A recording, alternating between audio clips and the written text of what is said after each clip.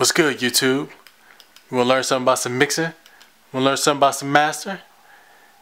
Well, you came to the right place. Yeah! How y'all doing? It's the next installment on Dloy Productions. I haven't had a video for y'all in a while because I've been writing a lot of music. I've been playing a lot of music, playing with my band Clearwater. So right now I'm going to walk you through how I mix the kick drum on one of the latest tracks that we got coming up on our next album. This song is called Running On High, and it's pretty interesting because, you know, we did this ourselves. You know, we recorded this in my own studio, Dloy Production Studio, and you know, I didn't necessarily have the best kick drum mic, and so I'm going to show you guys how to make any mic on the kick drum sound awesome. So let's get to it. I'm going to show you what the track sounds like, so here we go.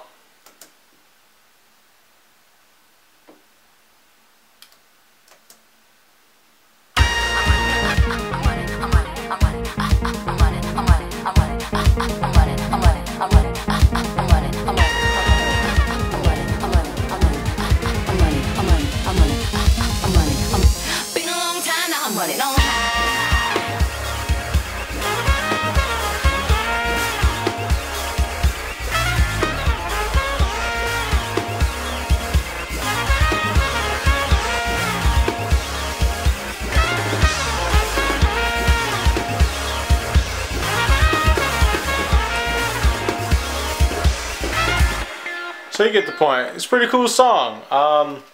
Yeah, it was real fun doing this one. So yeah, let's get right into it. So with the kick drum, I split it into two different sounds really, and I blended them together. So this is what let's see here. This is what the kick drum sounded like originally before I did anything to it.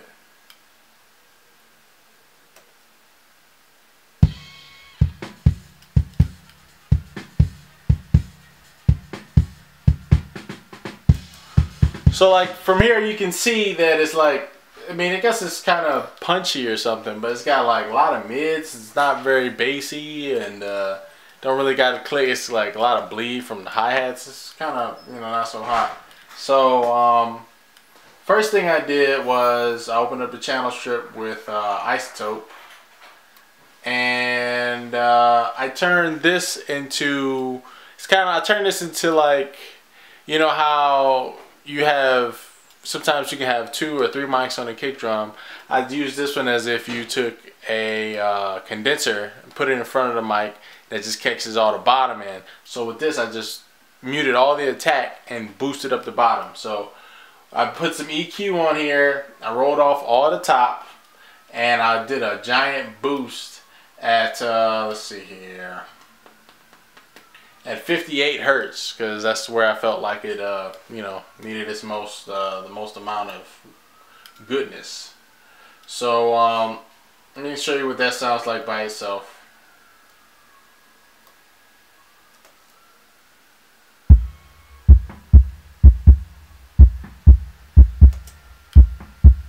So before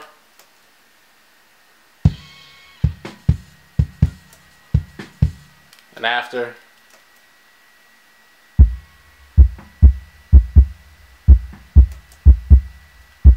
Pretty cool. Now it sounds good, but I had to put a gate on it to get rid of a lot of the extra little, you know, crap that didn't matter, all the cymbals and all and whatnot. So you heard it before the gate. Now with the gate, oops, that's not the gate. So you already heard it before the gate, but let's hear it with the gate.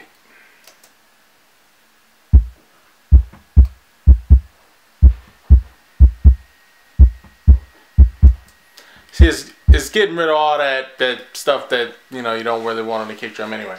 So then from there, I put some compression on it, and I basically killed the attack so that there was just no attack whatsoever.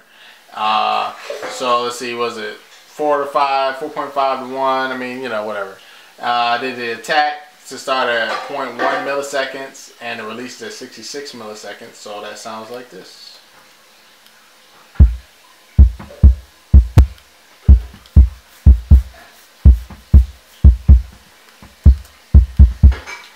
Gets rid of all that, you know, all that attack.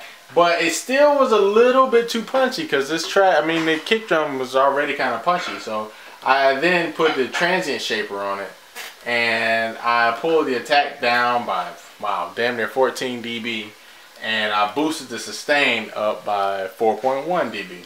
So that sounds like this.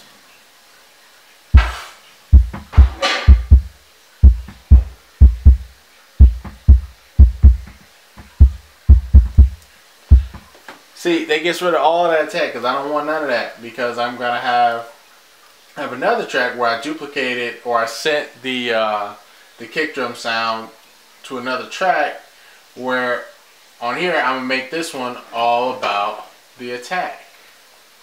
So see here, first thing I did was I put the same kind of gate on there, just like the other one, and then I did some EQ on here.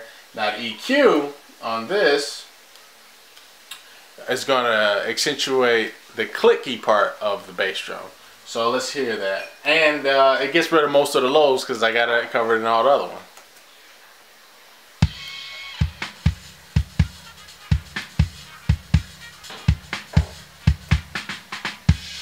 See, it's real, like, it's just all punch. It's nothing else. I don't need no bottom end. I just need high, click, and punch. So from here, I put a compressor on it. And with the compressor, I did the attack at 44 milliseconds and it releases at 145 milliseconds. And it makes it real punchy. There you go.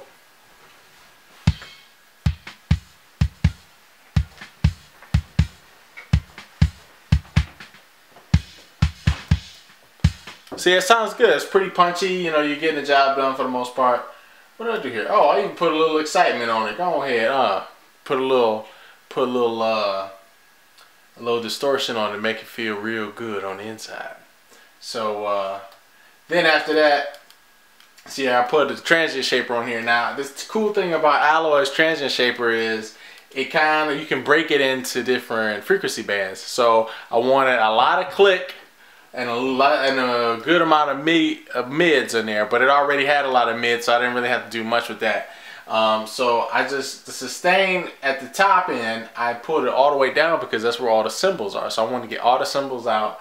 I wanted a bunch of high click off the kick drum.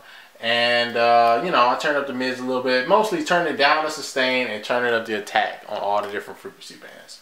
So this is what this sounds like.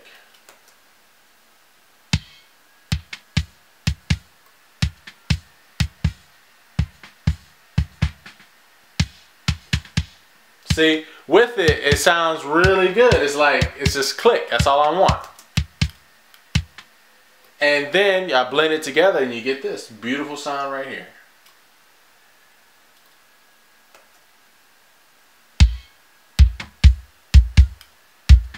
So without the click,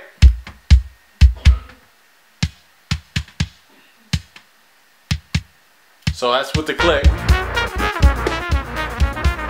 Now, that's just the bottom end. Now both together,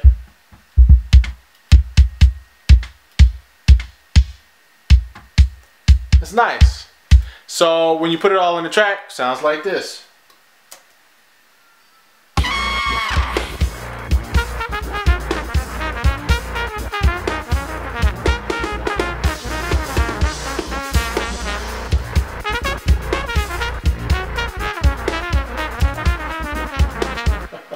Cool, so check it out. Don't forget to rate, comment, subscribe if you like the video. And yeah, I'll catch you guys on the next one. Peace.